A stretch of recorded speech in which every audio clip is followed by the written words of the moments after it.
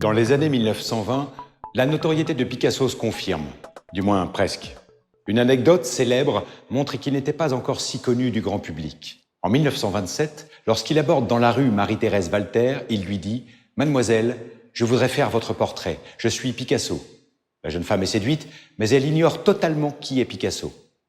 La première grande rétrospective de Picasso a lieu en 1932 dans la galerie parisienne de Georges Petit.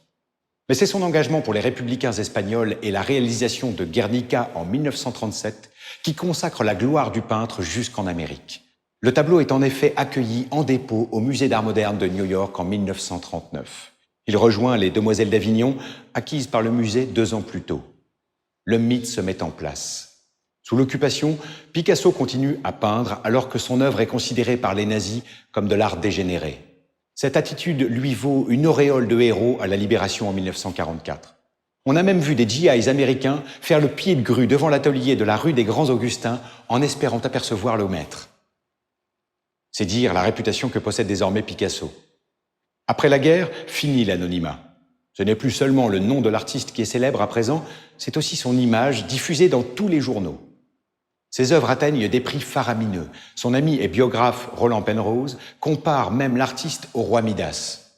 Une fois son talent reconnu, dès que son crayon effleurait le papier, le moindre gribouillis se transformait en or. Le peintre est l'objet d'un culte médiatique. On dirait aujourd'hui qu'il est devenu un artiste people. Sa vie intime, si détachée des conventions bourgeoises, fascine. On s'y intéresse de près, de trop près. Son nom suffit à faire vendre. Le scandale éclate en 1956 avec la parution de Vivre avec Picasso, l'ouvrage de son ancienne compagne Françoise Gillot qui raconte les coulisses de son couple. Voici que quelqu'un ose écorner le mythe et rafler l'image du monstre sacré qui ne se révèle pas sous son meilleur jour. C'est un crime de lèse-majesté.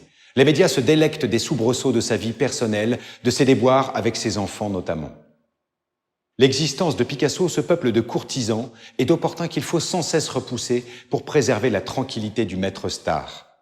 Ce sera durant les années 1960 et 1970 le travail souvent ingrat de la dernière épouse de l'artiste, Jacqueline. L'incroyable héritage laissé par Picasso sera le dernier motif de sa légende en marche. Après sa disparition, près de 120 000 œuvres, toiles, sculptures, dessins, céramiques, gravures, carnets d'esquisses sont recensés dans ses différentes demeures. Il faudra plus de 7 ans, de 1974 à 1981, pour répertorier et partager entre ses héritiers cet héritage hors du commun. L'État français regarde avec grande attention cette œuvre considérable. En 1971, lors de l'exposition du Louvre organisée pour les 90 ans du maître, les musées nationaux n'avaient pu prêter que 8 œuvres, les seules en leur possession. Le décès de Picasso est donc l'occasion pour la France d'acquérir les pièces majeures qui manquent encore à ses collections.